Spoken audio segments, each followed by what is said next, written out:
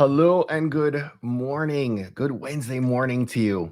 I hope that you guys are having a fantastic week so far. I am uh, going through the motions of a week, and I have to say, it's many of these. I made a commitment to going live every Monday, Wednesday, and Friday, and quite often, these Monday and Wednesday episodes are really me pushing myself outside the box. As many of you who know me know, I've been a podcaster for the last 5 years. In fact, this is what my daughter calls our Hall of Fame, my podcasters Hall of Fame. I've had the pleasure of interviewing over 200 amazing Black professionals, entrepreneurs, and leaders over the past 5 years, 5 plus years. And it's been amazing. And so now I'm venturing into this new territory with live streaming. And more often than not, I am figuring out the balance and exploring this new channel of content. I'm a marketer by profession. And so I am exploring, the possibilities of live stream. But I think no matter the content channel, no matter the medium that you are creating content for, I believe that consistency is king. But I think more often than not, if we confuse, we lose, right? Our brand's message is so very important, right? If you confuse, you lose. Good morning to everyone coming in over on LinkedIn and YouTube. Appreciate you being here with me, hanging out with me this morning. We are talking about telling your story. We're talking about telling your story this morning, and if we're not connected, there's a banner below. Feel free to connect with me across social channels. But telling your story is so very important, right? Learning to tell your story, beginning to work through the process. I don't think you come to a point where it's all the way polished, right? A lot of times I see people telling their story and they go back to 1970X, right? And they're telling all about them. But the first and most important thing about telling your story is understanding that your story is about you, but it's not for you. And I need that one to marinate and to digest over time, right? You're gonna process that one later in the day. But your story is truly about you, but it's not for you. You are telling your story as much as you need to be able to get the person you're communicating that message to connect to you and for them to begin to relate to you in a way that doesn't burn a whole ton of calories. If I start telling you about my role as a marketer and you're a doctor and marketing and business is just not your jam, I'm going to lose you in the lingo if I go deep in marketing, in my marketing experience. But if I begin to relate, my marketing experience and how it's helped me to build my career, and I can relate that in a way that a doctor could see the benefit of marketing himself, maybe marketing his own practice. If I craft that story in a way that makes that useful and relatable to that doctor, then there's going to be some connection happening, and I won't confuse that person, that individual. So first and foremost, your story is about you, but it's not for you. And along that same vein, you're not the hero of the story, right? You're not the hero of the story. There is someone on the other side of uh we consider this your audience, right? We all have an audience. I know some of you might be corporate employees. You still have an audience. That could be your employer. That could be your team. That could be your partners. That could be your customers. We all have customers. We all have an audience. And important thing is to realize when you're telling your story that you're the guide in the story, right? You're guiding that other that customer, that avatar, that there's some marketing lingo for you. We're guiding them through how to get to the solution that they're trying to get to solve a problem that they're having. And so it's great when you're telling story in a way that, is, again, easy to consume. Story is as old as time, right? Going back to caveman days. And so, again, figure out ways to tell stories that people can relate to. And while you're doing that, I want you to be authentic. I want you to be your unique you, right? 110% you. I am not going to fluff and polish with a whole ton of big words. That's not me, right? I might use some patois here and there, that and some people are gonna get it, some people won't, but that's me. I'm gonna talk about my wife and my kids, and my journey. And often you see that across my podcast episodes, across my social profiles. Uh, I believe in telling that part of me. Why? Because it helps a good many people who are in my audience to connect to me, who might be married, who might be parents, who might want to see and relate to a different side of me, beyond marketing, beyond brand strategy, beyond being a podcaster. It makes me real. It makes me relatable. It makes me credible. It makes you know, like, and trust the person that I am. How are you relating? How are you being your authentic you? Maybe you're not a parent. Maybe you're not married. But what is it about you that you're so fearful to share? So many people will open up in Instagram, but it won't on LinkedIn. Why is that? Right? I've shared religion here on LinkedIn, and it's taboo, right? Like, why would you do that? Well, that's part of me. I'm a Christian, right? And I don't think that I should hide that on LinkedIn and then be very vocal about that on Twitter or Instagram. That's not being authentic, right? So how are you being your authentic you? How are you being genuine, no matter where you show up? So telling your story is critical, right? Again, I've said this and I'll say it a million times over before I die. If you confuse, you lose. You have a message to share, and it's very important that you share that message. You've gone through experiences in your lifetime that you need to share. They weren't for you. Those failures weren't for you. They were for you to come through so they can help impact someone else through the experiences you've had. But if you go into all the granular details of what happened, you're going to lose that person that you need to help. So figure out how to package that story in a way that makes you relatable. Be authentic. Don't try and mirror anybody else and anybody else flow and style and energy. Be yourself. Own your voice. Own everything that is unique to you, right? And figure out how you can connect to that audience. It could be your employer, it could be your boss, it could be your coworkers, it could be your team, it could be, again, vendors, partners, it could be an actual client or customer. How can you relate to them? How can you be genuine? How can you position yourself as a guide that can help them get to that place they're trying to get to and solve that problem, that pain point, that thing that's been keeping them up at night and challenging them most? I am always working through that. And my own journey has been an interesting one, right?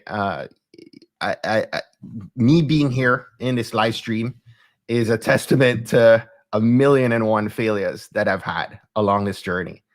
Podcasting has not been something natural for me, but I got up and did it each and every single day. And a common theme with many of the people that live behind me, that are on this wall, on this Hall of Fame. My daughter Layla calls it the Podcasters Hall of Fame, the Hall of Fame. But she is always asking about these different people and why I chose these 12, right? From the 200 plus that I've interviewed, and there's so many more. I could easily, put 200 people across this entire wall. They're amazing stories. But I think when I look at these people, it the common theme in this is that each and every one of them are their authentic selves. They're relatable. If you go back and listen to many of these stories, right? And these aren't just people that are monetary success stories, right? You have people like Janice Bryant Holroyd, who built a $1 billion company. But you have people on here like Art Steele, who talked about estate planning in a way that removed all. I mean, I had already completed an estate plan and didn't know what the heck I did. I just knew I took care of what I needed to take care of should something happen to me and provide for a family. But Art made that make sense. She removed the confusion of an estate plan and a will and a trust and all those things that never made sense to me in all that lingo. She broke it down. She made it relatable. She was her authentic self in doing so. And she made our listeners the hero in the journey. Following that episode with Art Steele, I believe it was episode 106 of Trailblazers, if I'm not mistaken. But following that episode of Trailblazers, I had so many of my listeners who reached out looking for attorneys who then took the steps they needed to create an estate plan and a will for their family, to provide for their kids. And that meant the world to me. Why? Because I'd always been on a mission to make sure that there was impact in my podcast that would be present day and then for future generations to come. And that one episode with Art Steele right here is one of those episodes, right, that I know for generations to come, long after I'm gone, that there is benefit for people whose parents listen to our podcast, grandparents listen to our podcast years and years from now.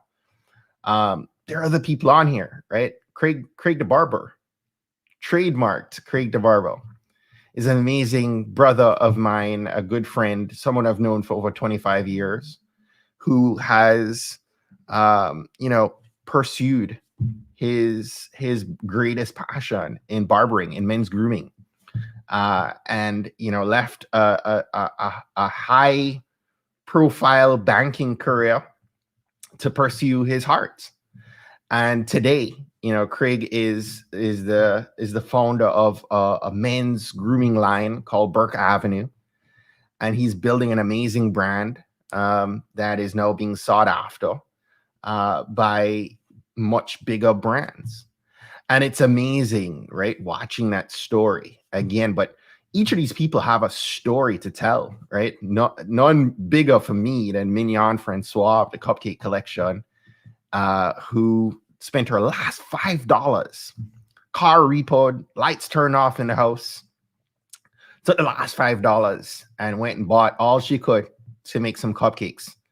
And she's gone on to sell, millions, tens of millions of dollars worth of cupcakes in her business.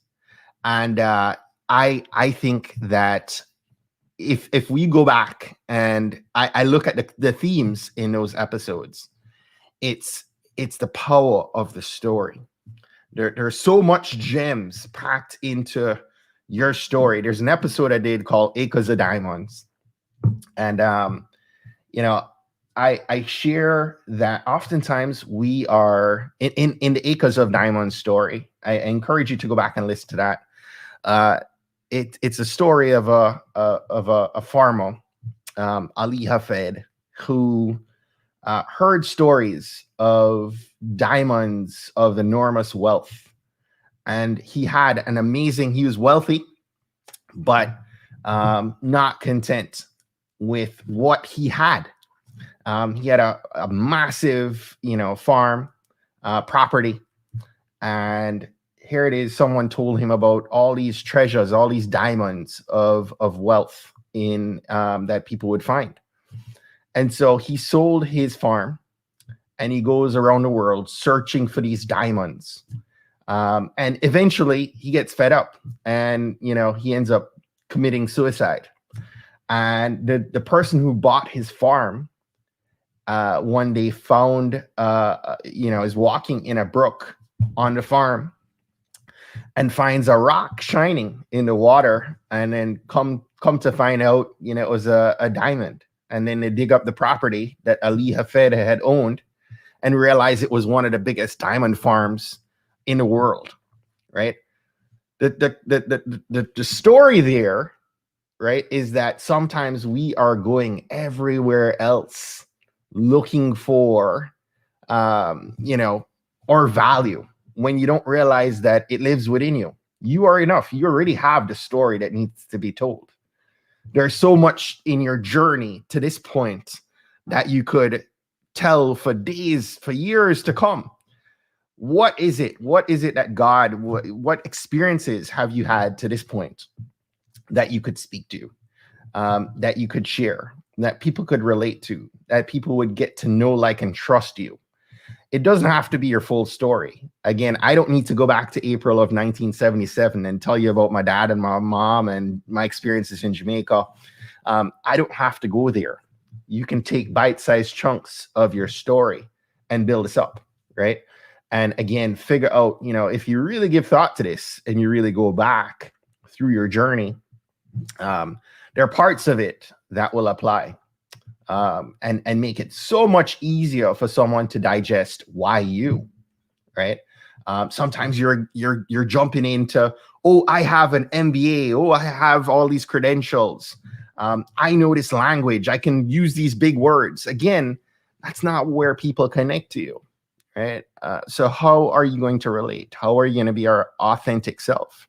I have, again, experienced so much, and it brings me to this point where I'm on a live stream with a couple dozen folks on a Wednesday morning, and I've been doing this for the last 2 months, and it's been truly uncomfortable with me having a conversation on video, on live stream. And I forced myself to do this since the beginning of February, 3 times a week, and to learn what to do, right, when things break, when I'm going through this whole spiel and things aren't working out the way I intended for them to. I've come on here and been talking on mute for 2 minutes. I've come on here and had a frozen screen and had to figure it out in real time. And I'm continuing to do this. Why? Because in my I believe that video is the way forward, right? Not that I don't value podcasting, and I still do. I've done 200 plus episodes of podcasts, but I believe that in a way, Amazon's taught us to shop online. Zoom has taught us how to communicate going forward. And I find that this video, this live stream, unfiltered, is the new medium. And so, listen, that's my story for today. I generally try not to ramble for more than 10 to 15 minutes on these solos, but I just felt it on my heart this morning. I literally was 10 minutes out from this episode, not knowing what I was going to talk about today. And I thought to talk about telling your story. So I encourage you today, if there's any value that you found in this, please go out and, give some thought, work on it today.